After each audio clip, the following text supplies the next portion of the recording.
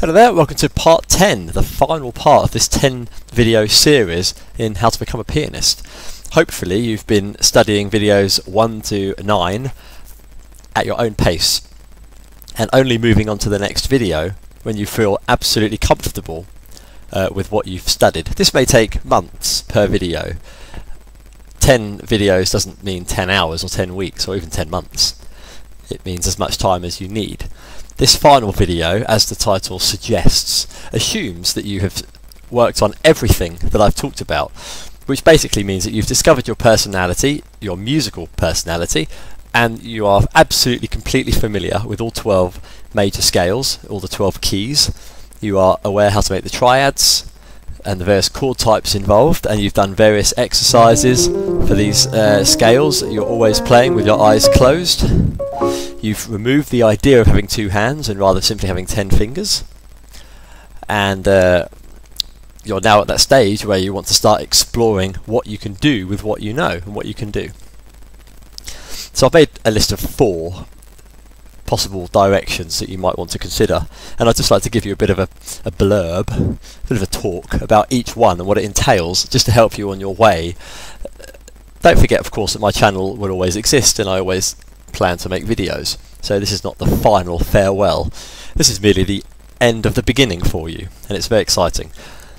So, as I said, there's 4 parts I'm going to look at, and I'll give you a little demonstration of each one. We'll see what happens, and hopefully that will help you. Of course, questions below are more than welcome, as are a little subscription if you'd be so kind to keep up to date.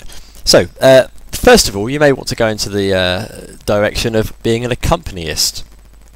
If you don't want to accompany a singer, then why not play solo piano? These are 2 options. Being an accompanist is basically being a soloist without playing melodies. It can be a jazz accompanist. You could be accompanying a whole band rather than just a singer, so you may simply be required to play chords in some way, which is quite nice. So you have to have quite a good knowledge of the chords and the further, more complicated chords, which are beyond the scope of this course, but about which I have videos, especially in my jazz piano playlists, which you might be interested in. Very easy to find. And being an accompanist entails many things depending on what direction, what kind of accompanist you want to be. So I'd like to focus on this video on what I know best, and that is accompanying a singer. In a jazzy kind of way, but this won't become this will not become a jazz-based video. This will just be generally how to accompany a singer. So accompanying requires you to be able to take this knowledge that you have of chords and scales, being able to play in different keys, and also being able to play into other keys quite quickly. But because you have been playing a lot on your internal piano in your mind, and you are very familiar with all 12 keys, and you understand the concept of numbers, of what I call note value awareness, which basically means, for example, the letter C, the C note, because you know all 12 scales, you know immediately that this is the first of itself, the second of B flat, the third of A flat, the fifth of F, for example. It's the 6th of E flat, the major 7th of D flat, the octave of itself. You may even go as far as to say it's the 9th, 1, 2, 3, 4, 5, 6, 7, 8, 9 of B flat. So you can understand how note values, how each one individual note has a value depending on what key it's in. And based on that, you can easily what's called transpose, which means play a melody from one key into another key, simply by remembering the number pattern. And that's something that you should be able to do when necessary. It's not something that you need to necessarily practice, but it's recommended. But it's nice that you're able to do that because you are familiar with all 12 keys. So an accompanist would sometimes have to play in other keys than the key that the song was learnt. This is quite important to realise. So let's have a look at a common song, Fly Me to the Moon.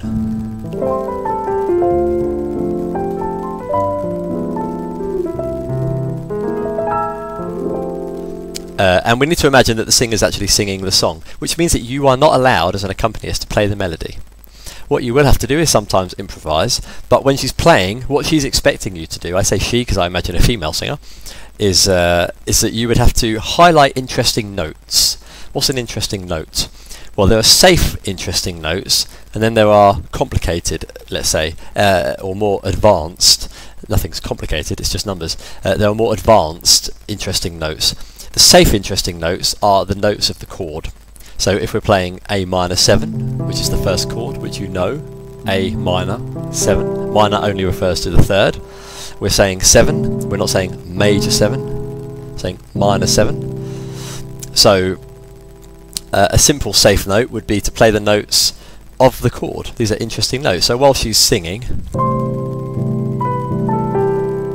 D minor 7 is the next chord, G7,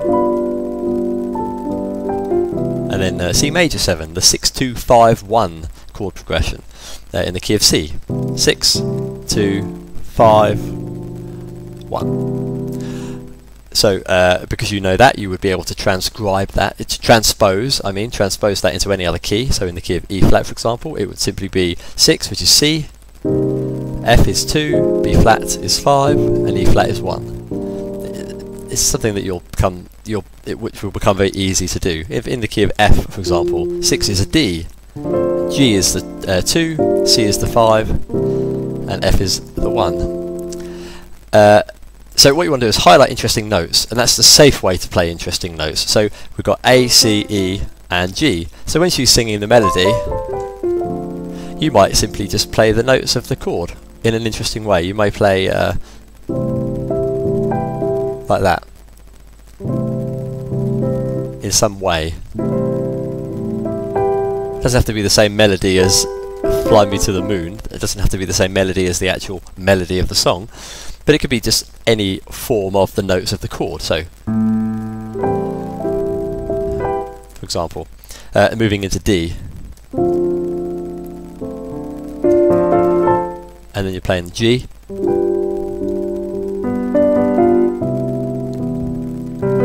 up to F, D,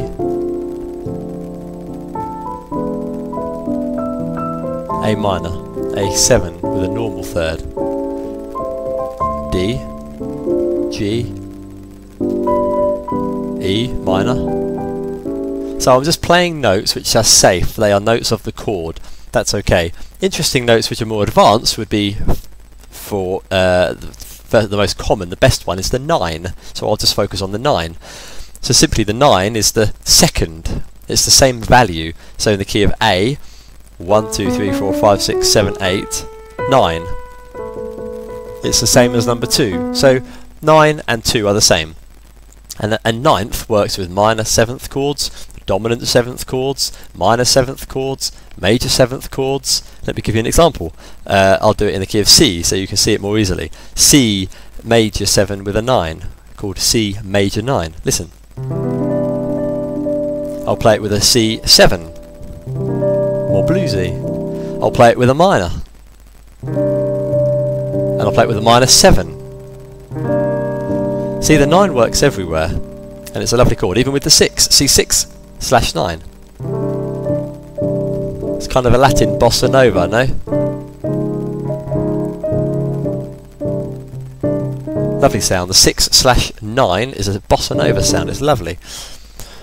So, highlighting the 9th, for example. So in the Fly Me to the Moon, she may be singing, very nice, and you're going to play something with the 9. You might highlight that 9, only the 9. And in the key of D, it's the E, 1, 2, or 8, 9. So I'm playing the B in the key of A and the E in the key of D, which is the 9th, respectively. So imagine that there's this kind of rhythm.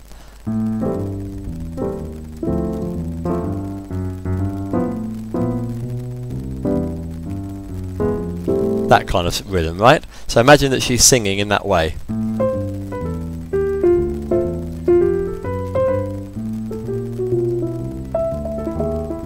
Imagine that that kind of thing is happening, and I'm going to play like this. So it's going to go 1, 2, 3, 4, go. So I'm just highlighting that 9. It's quite quick, but you understand.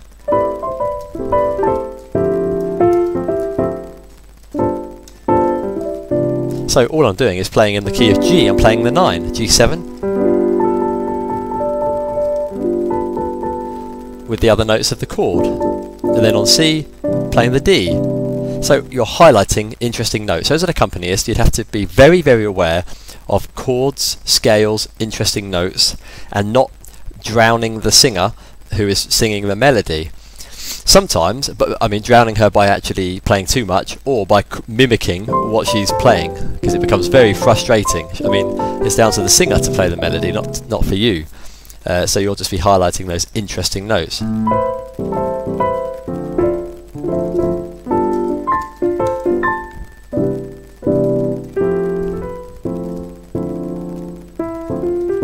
E7 with a 9, 8, 9.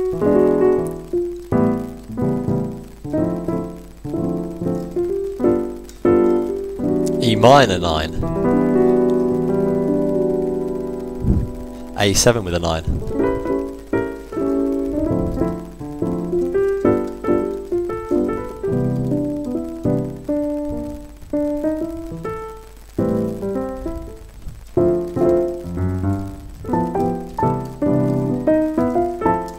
See, I'm just highlighting the 9th for each chord.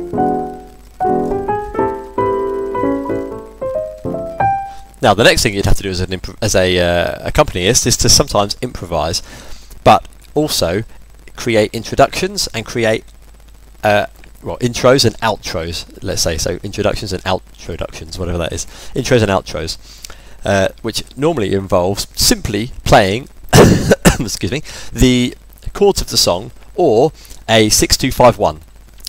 I think you know 6-2-5-1 from one of the previous videos. Excuse me. So, for example, in this song, the actual song itself is 6-2-5-1 in the key of C. But why not, for example, play a 6-2-5-1 in another key, and then come into the 6-2-5-1 in the key of C. So you need to be quite imaginative. So I'm just going to pick a key, F. 6-2-5-1 in F. D, G, C, F. So I'm going to start this. I would say to the singer, I'll do a 6-2-5-1 introduction in the key of F, and then I'll do a 6-2-5-1 in the key of C, and then you can start singing once I play that final chord. Here I played G, which is the 5, with an augmented, and that's just a way, the augmented chord goes up a 4th. By playing an augmented, you simply raise the 5th. Augmented means raise the 5th. It's a very common thing for an accompanist to have to do. So, let's do a 6-2-5-1 in the key of F and a 6-2-5-1 in the key of C, just to give you an example of something an accompanist might have to do. You can choose to do it anywhere. You have the freedom of the piano, and this is where your musical personality comes through. So that's the reason that I've put my videos in order.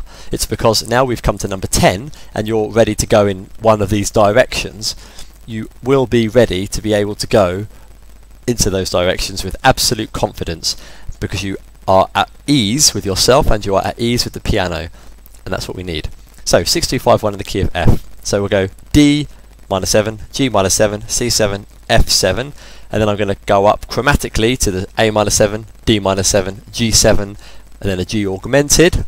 I raise the 5th, and then that should go into the key of C, but it's going to go into the key of A minor because that's the beginning of the song. But everyone knows that, so it won't sound strange.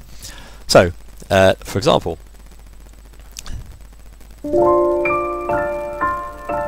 there's no there's no strict time signature. You just play freely, and I'm highlighting the 9. I don't remember exactly what I did, but I'll do something again.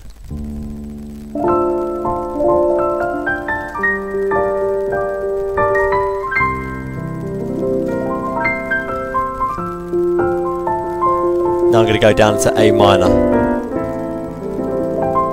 D minor 7.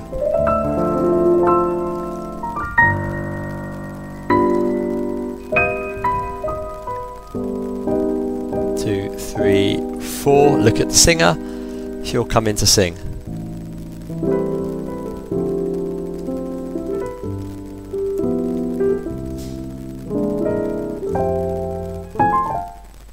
She's singing. Imagine that she's singing.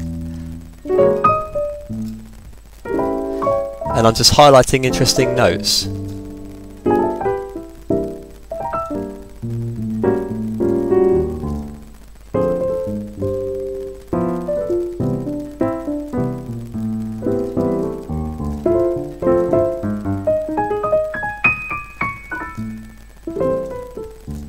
You understand the idea? That's the idea of it. So there's something to perhaps think about. Accompanying is one thing, playing solo is another. You're basically doing the same thing, but you are doing everything. As an accompanist, there may be a bass player, which means you don't play bass lines, generally. That's what he does. So you might, and the drummer, he's focusing on rhythm, so you'll just be playing on top of the rhythm. As a soloist, you need to create the rhythm yourself, and you normally create rhythms using your left hand, normally, by stride piano. It's a very common way to create a rhythm. So let's take another song. Let's take A Foggy Day, which is basically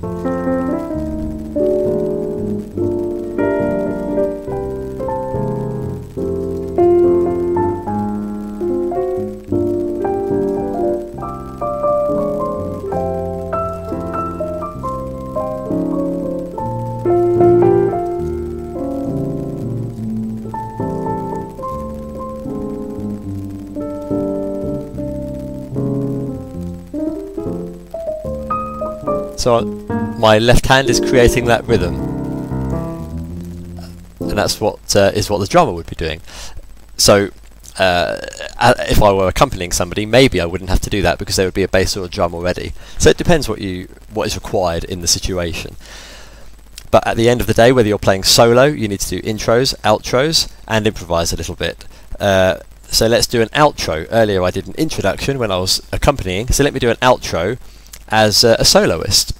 So for example, let's play one of my popular videos here is on YouTube is an analysis of a famous song called Pure Imagination. That is the actual music from the film Willy Wonka and the Chocolate Factory, the original.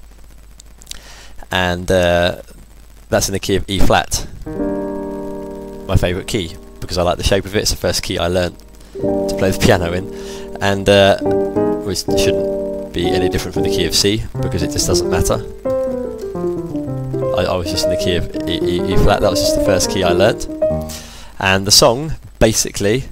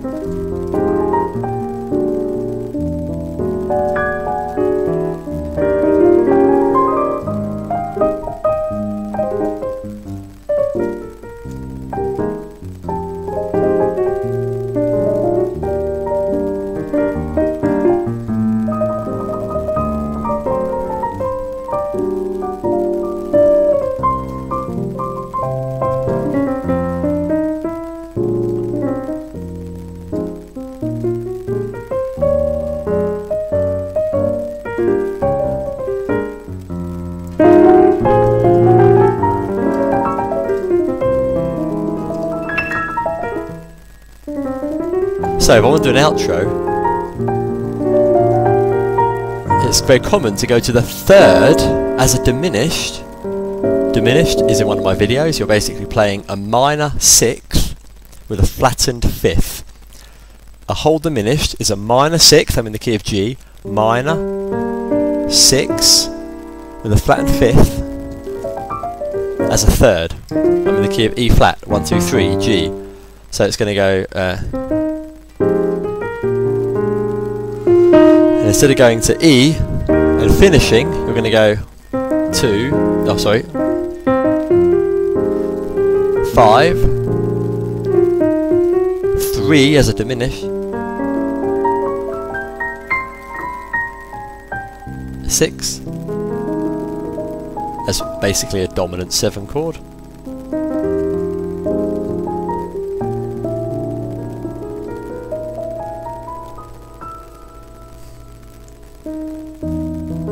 I'm playing the major 7 above, 1 semitone above my actual arrival key.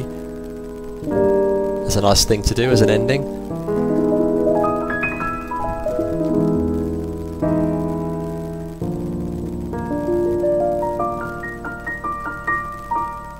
just highlighting the notes of the chord in no particular order. So playing solo and accompanying is a very nice way to express yourself through chords, and being able to just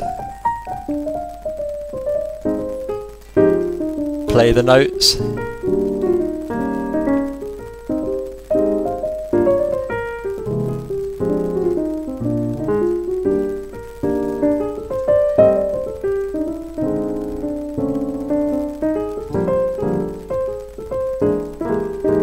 Whatever. It's a nice way to be able to express yourself through the chord changes and the chords, and having awareness of note values. So that might be something that you might be interested in, accompanying or playing solo in a hotel. If you do play in a hotel or on a cruise ship, be prepared to have an enormous repertoire, at least 500 songs. I mean, 250 is a safe number, but that must absolutely include all the popular jazz repertoire, and a lot of music from the 70s and 80s, which is always common. That's not my style, and that's one reason I wouldn't be a very good cruise ship pianist, but it's something to consider. Second of all, you might be interested in doing composing. Composing is much needed, I think, in this world, because there are not enough composers, and there's not enough variety. I've listened for many, many months and years on YouTube to composers, and modern composers, either quite popular and successful in their lives, or just bedroom composers, and I find a lot of similarities between them. For example, they're very arpeggio based, and they like to use a lot of minor chords, F minor, C minor. Even film music, a lot of film music that wins awards is very basic, and I'm not putting that down at all, but I'm just saying that there are many, many more things to be able to play on the piano apart from arpeggios and minor chords. So if you take some time to just look on YouTube or online for composer websites and listen to their samples, type into YouTube own composition, for example. A lot of music is based on, not all of it of course, but just a lot of it is based on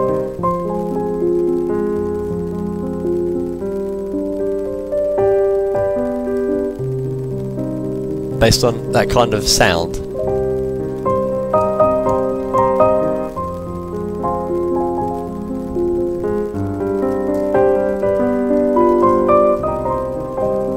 That's the kind of thing it's based on. Just minor chords, predictable chords, sequences, and melodies which only involve the notes of the chord. And now that you know much more about scales and chords and connections, and your abilities go beyond a simple open chord, an arpeggio of some kind, your abilities go beyond that, it might be worth exploring what you can come up with, especially now that you're very in touch with your musical personality. I think that's the reason why a lot of compositions online do lack originality. It's simply because they haven't understood or discovered their musical personality, and if they did, they would be able to write a lot more wider ranging kind of music. I think it'd be very interesting, so that might be something to consider. I can give you a basic example of my own compositions. For example, I wrote 6, there's a link in the description below which takes you to my SoundCloud page, which is called Dan the Composer, and one of my favourite pieces is called Budapest Theme Part 3. As I say, I wrote 6 pieces called Budapest Themes, and they're on my SoundCloud channel. And Budapest Theme Part 3, there's a tutorial for this online on my channel already, and it begins in B flat going into E flat, but it starts with a B flat minor 7 open arpeggio, but separated in fifths.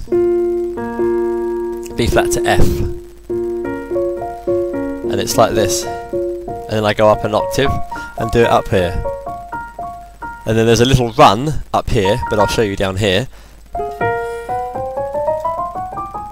going up an octave, which is quite nice. So it's basically with the pedal properly.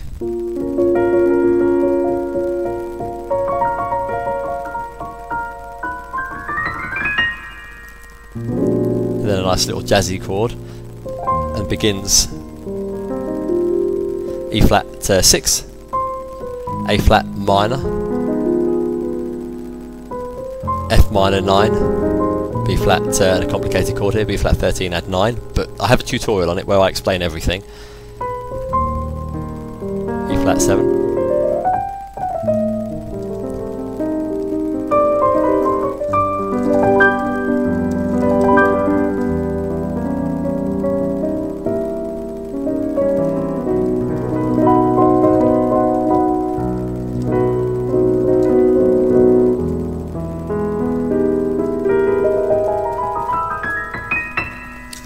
Going into E.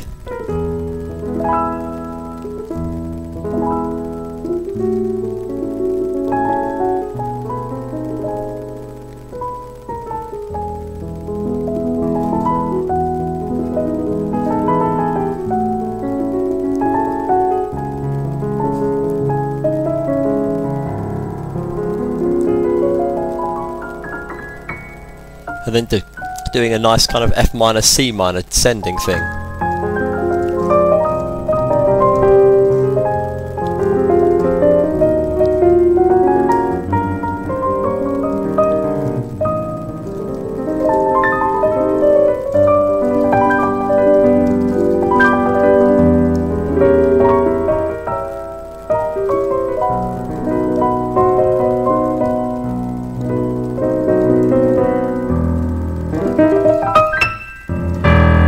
Then it goes into a nice kind of mix of dark chords whilst the sustain stays there.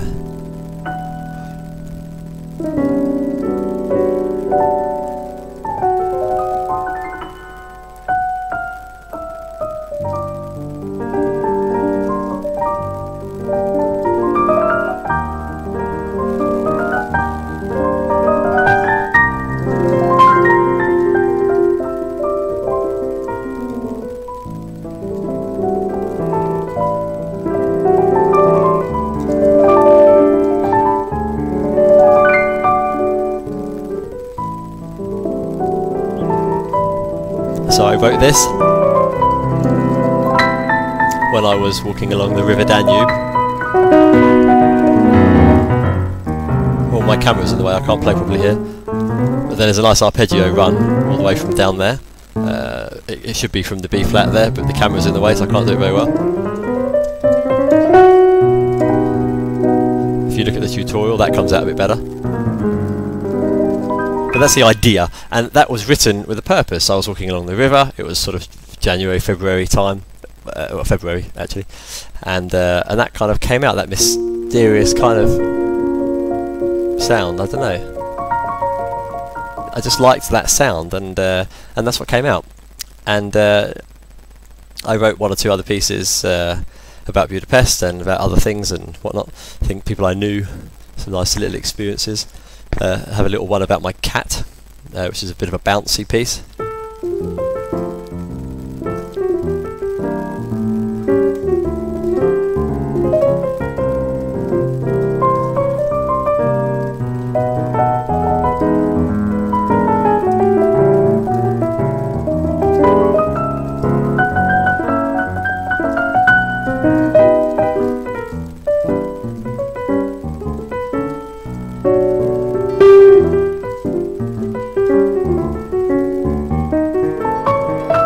And then it goes on to, etc, etc. So it's a bit of a bouncy piece there.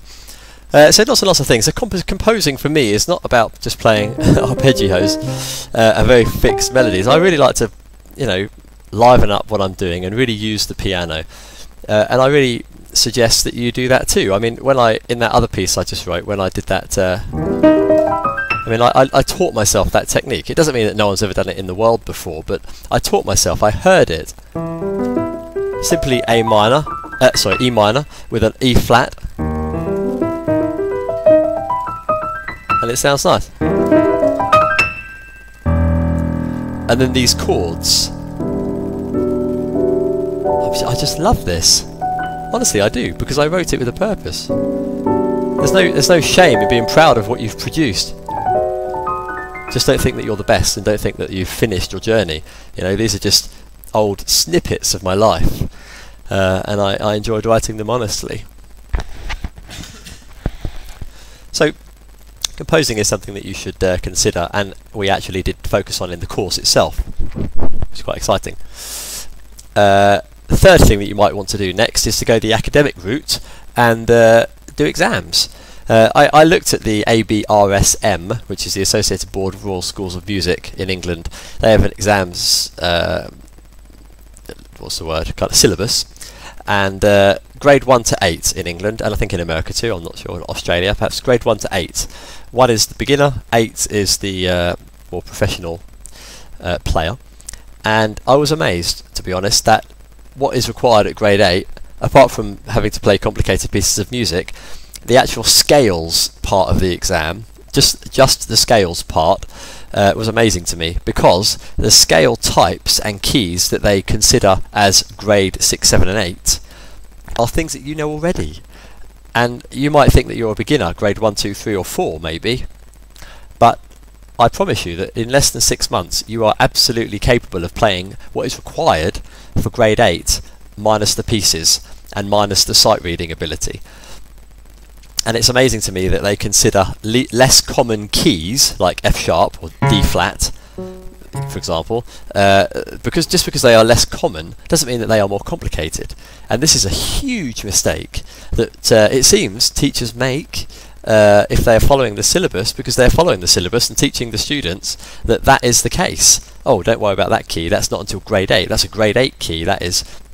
What does that mean? Now you know all of your major scales from the beginning.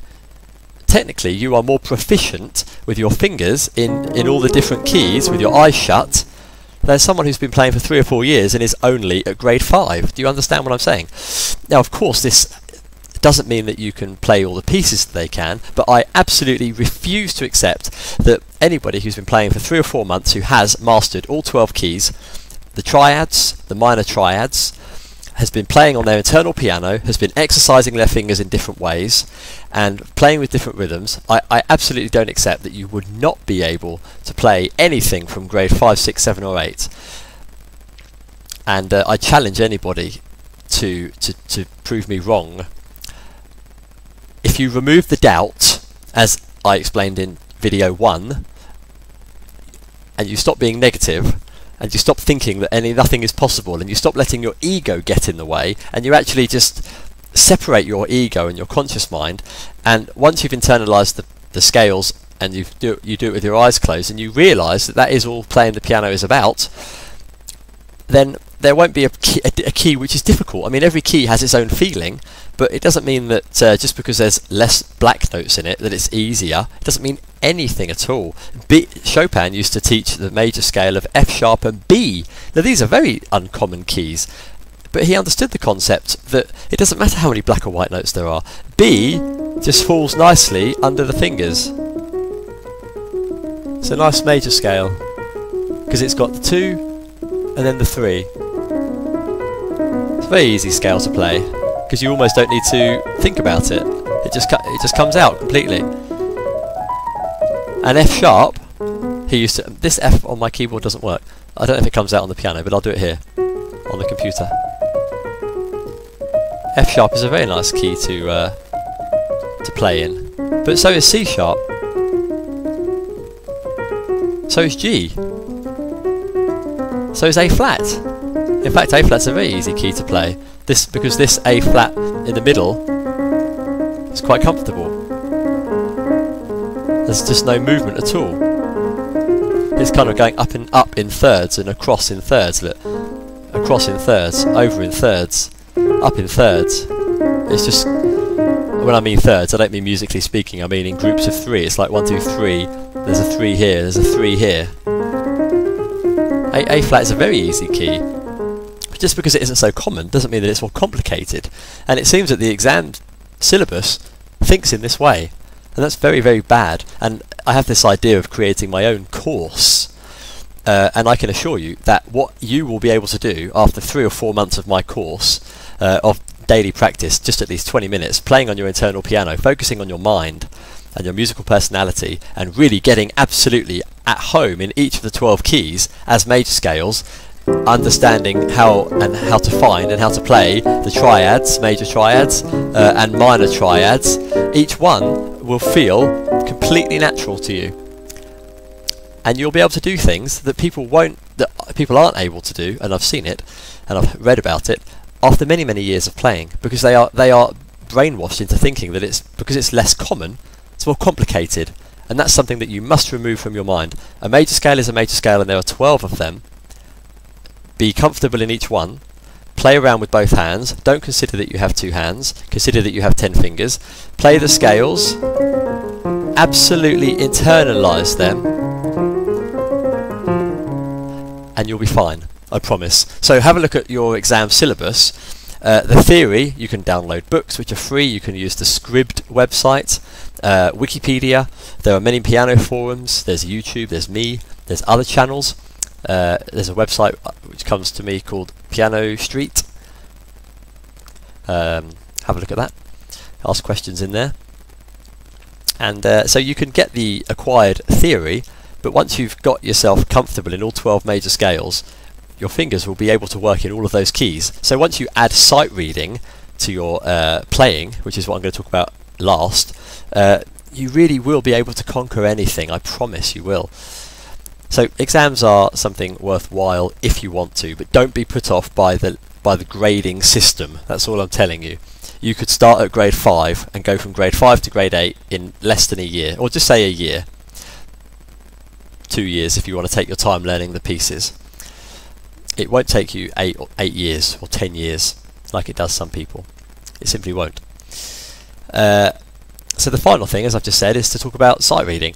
Sight reading is very interesting and very important, and I recommend that you do it simply because it enables you to learn any piece of music that you want.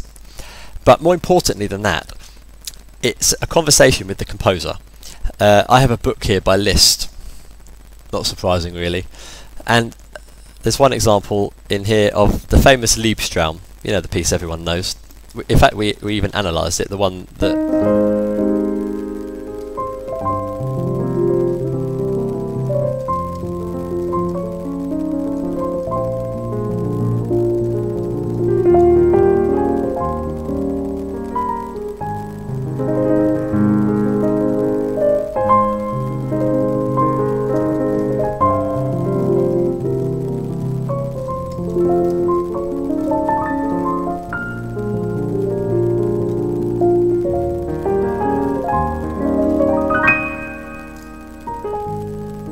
So you know that piece, I play it how I want to because I understand the chords, but I had to learn the chords by reading the music.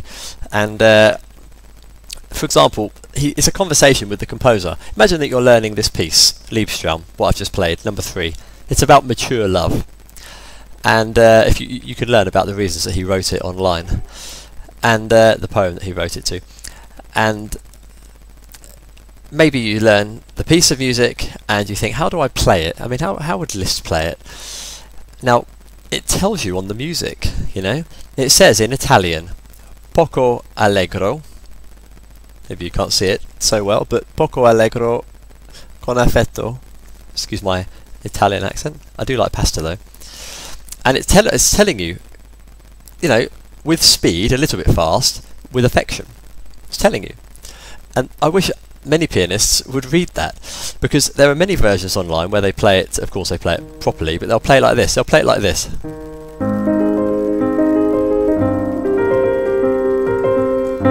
You know, they'll play it like...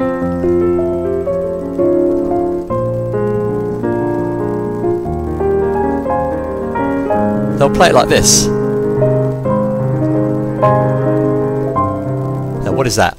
That's not a little bit fast, that's too fast. That's not with affection, that's a brutal love. That's tough love, that is. Don't play it like that. And other people will go to the other extreme and they'll play it so emotionally. And you almost can't hear it.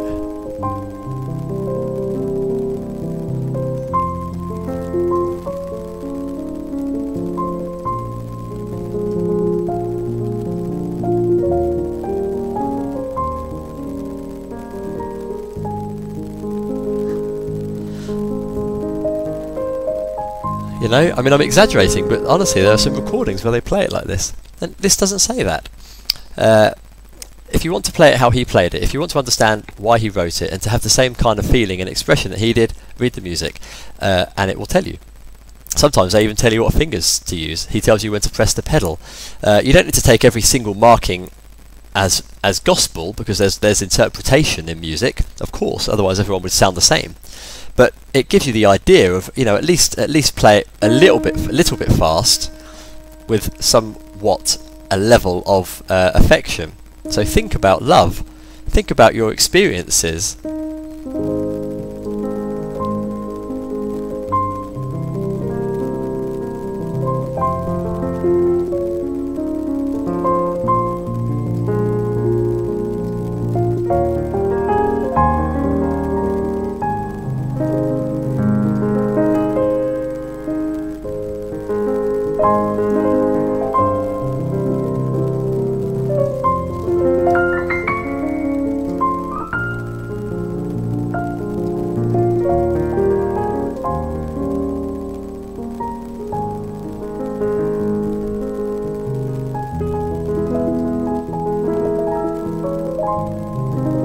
You know, you just control the speed.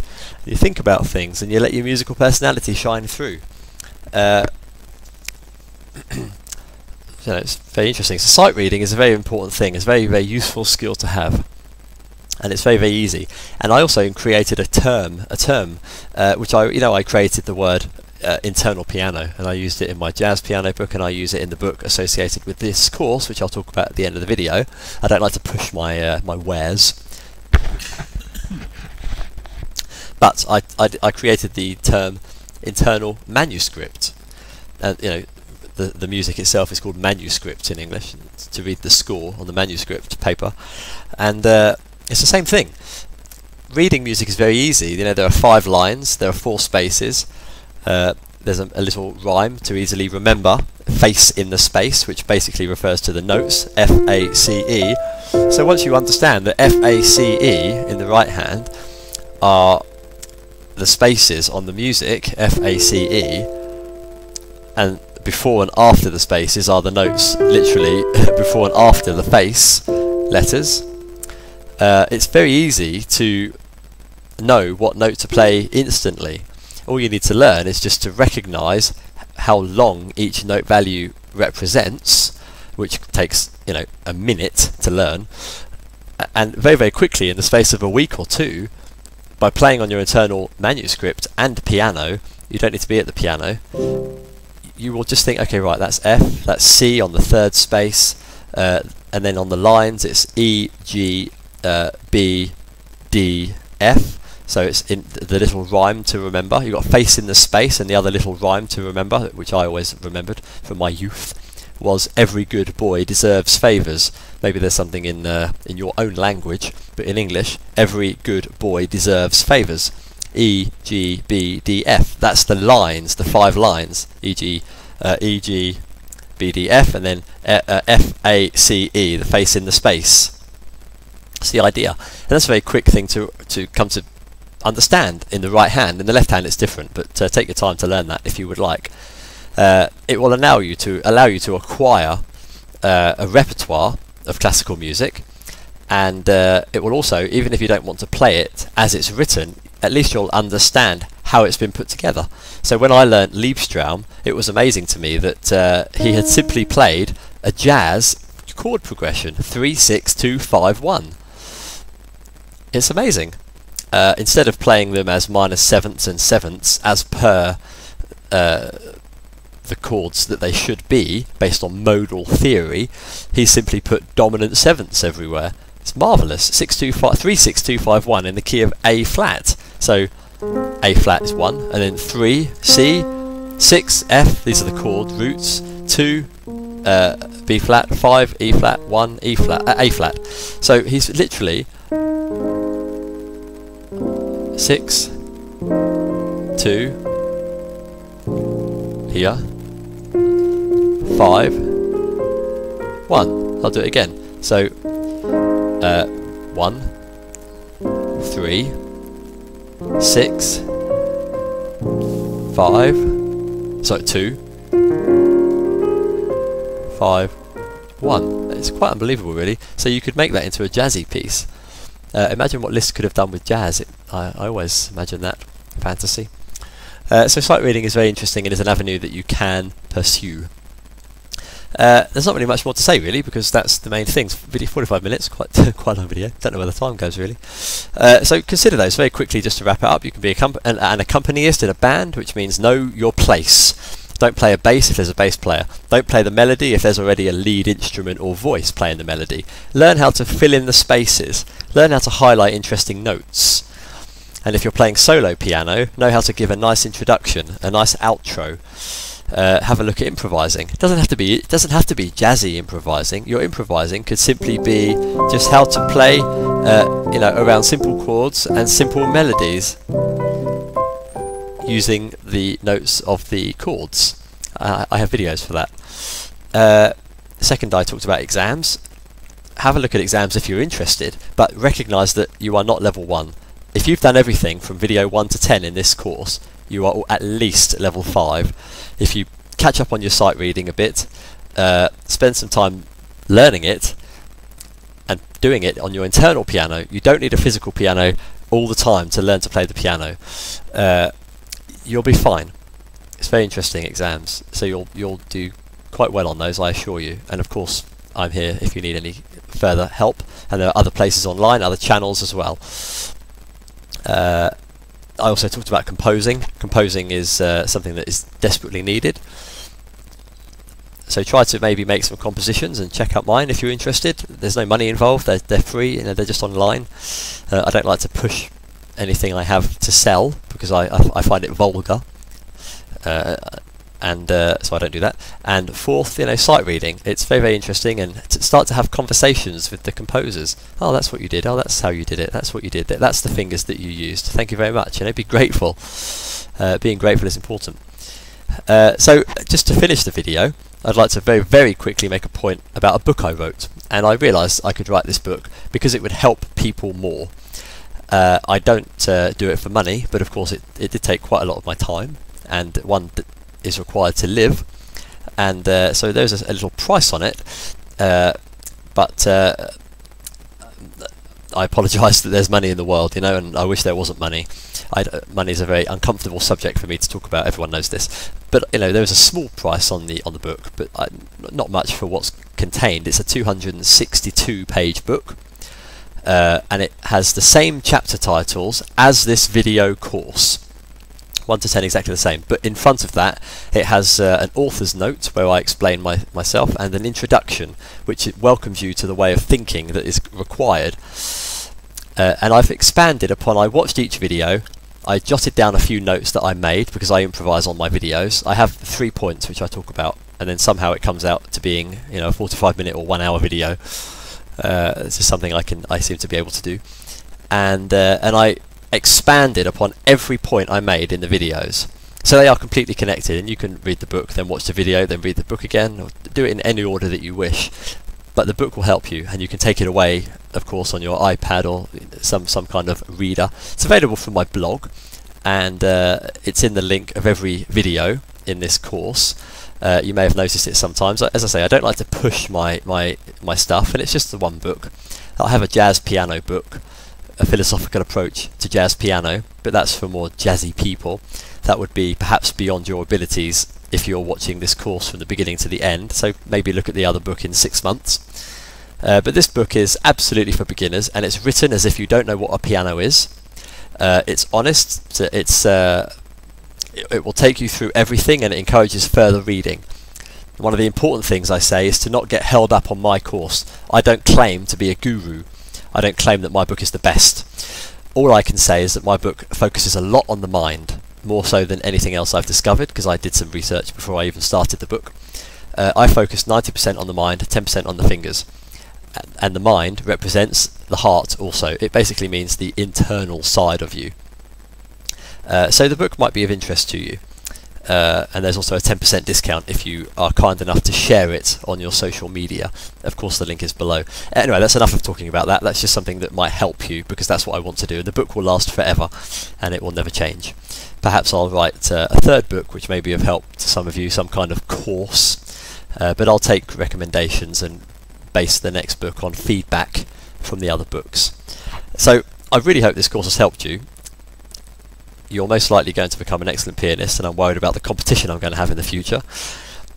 But feel free to enjoy my channel in general, and ask me questions, leave comments, subscribe, and I'll always be here to help you. So thank you very much. Enjoy playing the piano. Don't forget that you must identify your musical personality and play with a purpose, and always be honest, and then nobody can take anything away from you. All the best, and bye for now.